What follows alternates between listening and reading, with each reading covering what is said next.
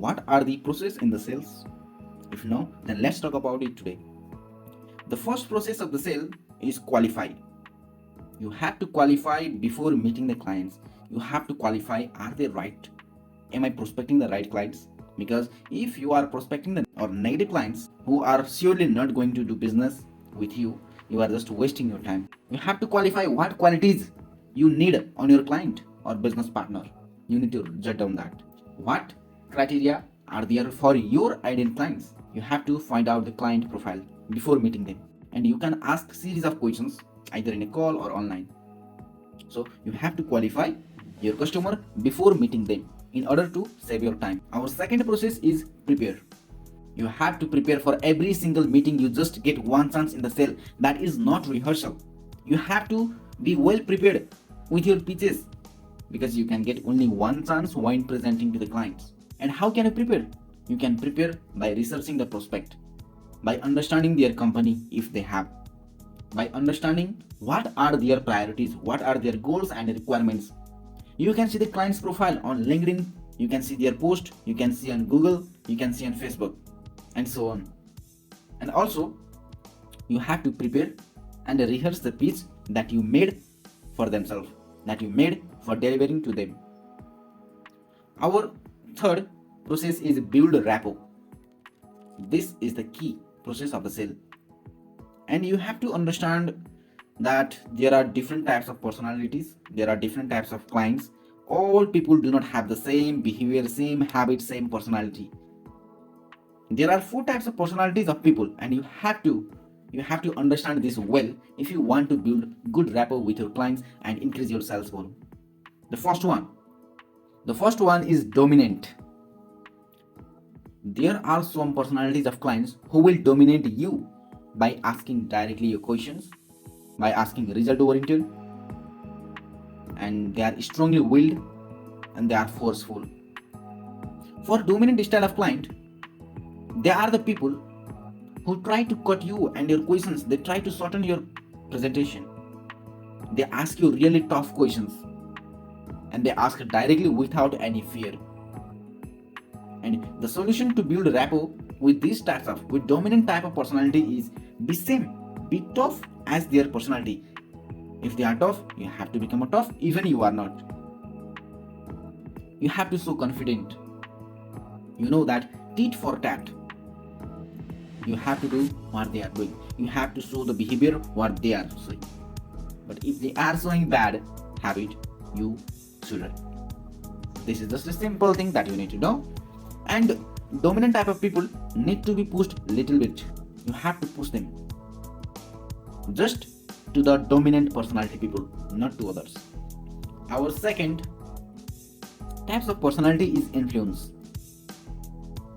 They can be influenced if you show great features of the product, their personal benefits, and you can show their want and fulfill it.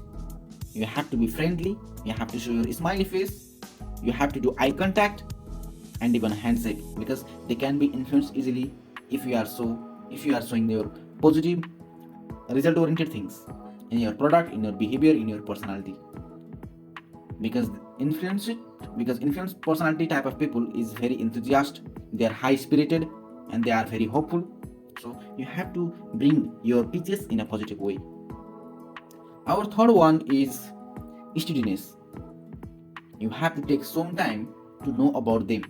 You can ask personal questions such as about their marriage life, their child, their work, and their other needs. You can build their interest, and you also have to share your personal details about whom you are, what do you work, where are you from, how are you living your life, and so on.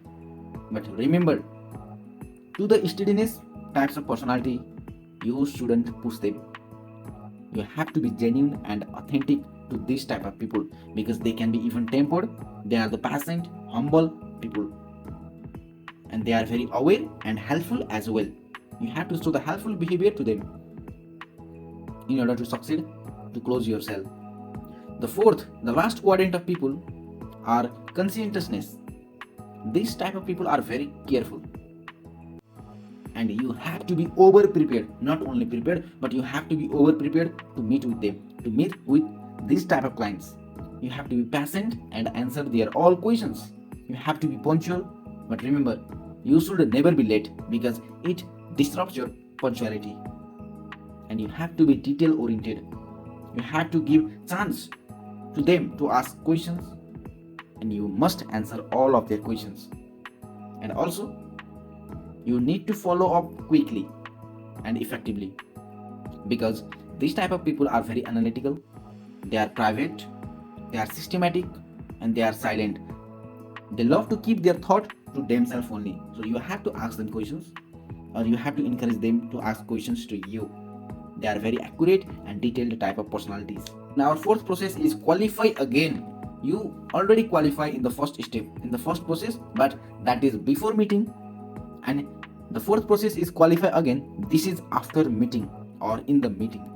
And you can qualify these clients by using MADFU quality. You have to look MADFU quality. M means money. Do they have money to buy your product? A, authority. Are they real decider? Because I already told in previous days that there are five types of buyer: influencer, decider, buyer, consumer. If you don't watch this video, please scroll down and see this. A means authority. Are they authorized person to decide? You have to qualify this. D, desire. Do they want your product or services? You have to qualify this. F for fit. Does their problems, needs, or want fit with your products or offerings? You have to take care of this as well. U for urgency. Are they buying your product now, or they are just looking to solve their product, or they buying later? You have to go through the MADFU process to qualify them again. And our fifth process is uncover the right of needs. How can you do so? You can uncover the right of needs by asking great questions. Remember, this can be the key for you. You should always ask open-ended questions.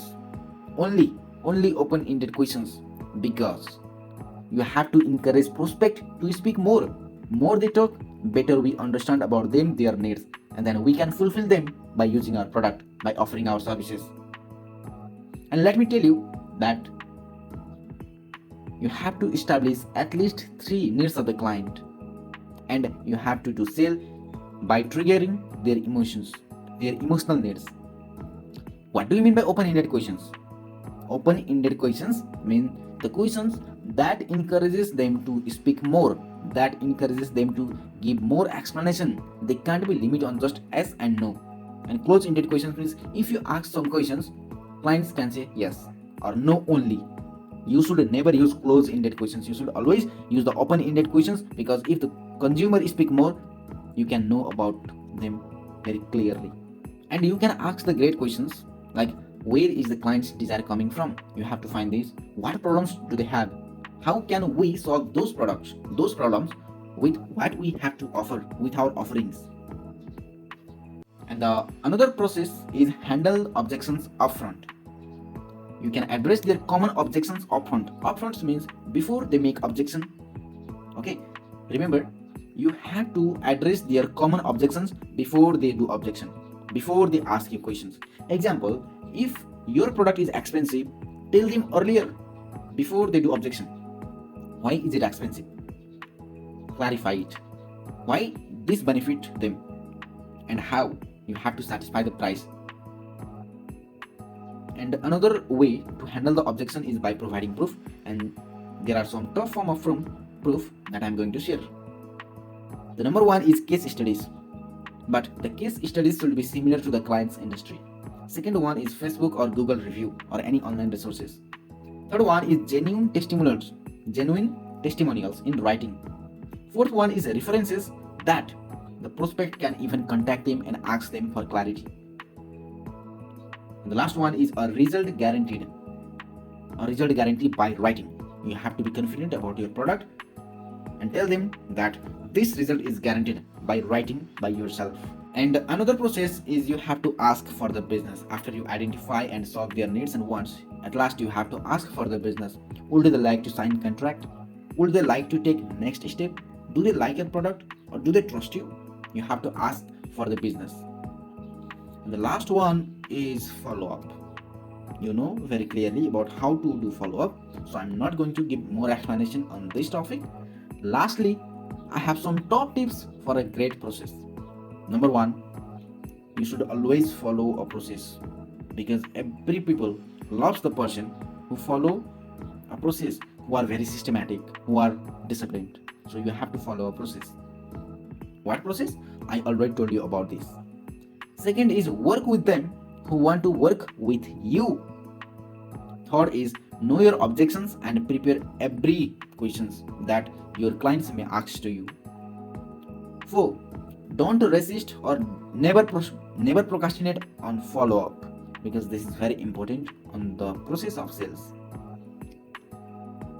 Learn from the process and refine your process to get better and better, because in the process of sales you can face a lot of failures and you have to learn from that, and you need to refine the process again and again before it is perfect. Thank you for today.